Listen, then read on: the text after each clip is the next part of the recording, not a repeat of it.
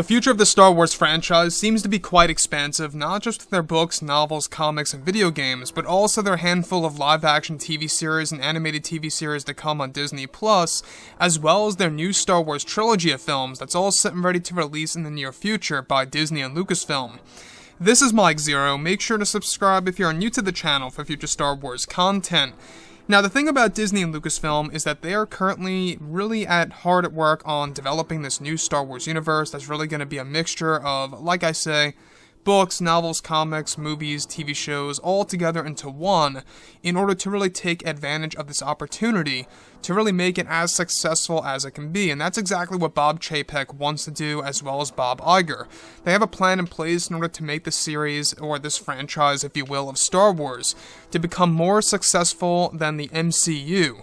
Do I think that's possible? I'm not quite sure about it being better or more successful than the MCU as far as how, Disney handles it. We can always, of course, wait and see and exactly how that's going to roll out in the coming years. But I think that there is a light at the end of the tunnel here. There's no doubt about that, because Kathleen Kennedy is no longer involved on a creative level with the existing Star Wars projects in the early development phase. Now, one project that a lot of fans are very excited about is, of course, the new Star Wars trilogy, since it's really going to introduce a brand new mythology, and this is something that we have never seen before in the Disney canon, so I'm really looking forward to that, and also looking forward to seeing how the Star Wars community is going to react to all of this. So the fourth trilogy is their main focus, where now that both Disney and Lucasfilm are finished with The Rise of Skywalker, they are focused on their new Star Wars trilogy of films, as well as their new Star Wars universe. Currently, Disney and Lucasfilm have a major plan in place in order to create a better future for the Star Wars brand, in order to make it as successful as it can be, where currently they are primarily focused on their new Star Wars trilogy of films, that are going to bring fans into a brand new mythology. Now, it's noted that one of the major aspects of the story of these films by Lucasfilm is that they are actually said to hold a connection to the Old Republic era in several different ways for the hardcore fans to enjoy. Currently, Kevin Feige is in the talks with actors Jennifer Lawrence and Isla Fisher for main roles in the new Star Wars films, as of course two new villains that will be introduced in the Star Wars franchise.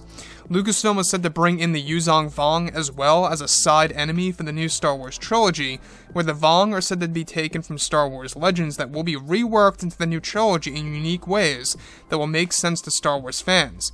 Now, the new films are also said to include a story and revelation about the first Skywalker in existence and how it led to the meaning of the name Skywalker in the Star Wars universe. This is said to be Disney's way of exploring ways to lightly connect these films to the Skywalkers, where additionally it's noted that the fourth trilogy will also include a story about the Chosen One that came before Anakin Skywalker. Lucasfilm has a plan in place to introduce the concept of multiple Chosen Ones before Anakin's time in a different time period, and that this has something to do with the Wills, who are godlike beings.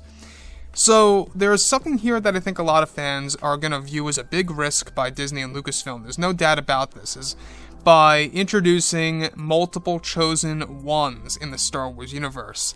For starters, one in particular before Anakin Skywalker, that was actually created by the Wills. Now, to me, I think it should remain as Anakin, and only as Anakin, strictly. That's how they should keep it. That's just how I see things. This, of course, breaks the rules of the Chosen One prophecy, and the rules of Anakin Skywalker, and exactly who he really is. Obviously, they're trying to do something different, and are trying to really branch out into the past, and how it has a connection to the present. So, when we look at everything related to Anakin Skywalker as the Chosen One, that's going to be looked at in a different way now, because the Wills, once again, they are godlike creatures that watch over the entire universe. They are actually the ones who created multiple Chosen Ones before Anakin Skywalker. Now, we've actually gone over the major Anakin retcon that they are actually currently developing, where it's going to be that Darth Plagueis and Palpatine were the ones responsible for creating Anakin somehow, some way in this new Star Wars universe. It's going to have a major effect on how we view Revenge of the Sith, so that's another risk as well. The thing that does interest me here, though, is how they are looking to introduce the Vong in this new trilogy. Now, in Legends, the Vong did not appear until multiple years after the events of Return of the Jedi, where Luke was able to face against them. So obviously this is going to be the Vong in a different time period. Will a lot of fans have an issue with this? That's a big question open on the table for discussion, right? A lot of fans may very well have an issue with that, of the Vong being introduced in a different time period. The other thing that I think is very interesting, though, is the introduction of the first Skywalker and how it's going to play a role in the explanation of the true meaning of the name Skywalker in the Star Wars galaxy. So I'm honestly very curious about that and how that's going to work. So with that being said, guys, drop a comment below. Let me know what you think about all of this in the comments. And if you guys did enjoy the content for today, do make sure to drop a thumbs up on this video to support the channel. I thank you all so very much for the kind support, and I'll catch you guys next time.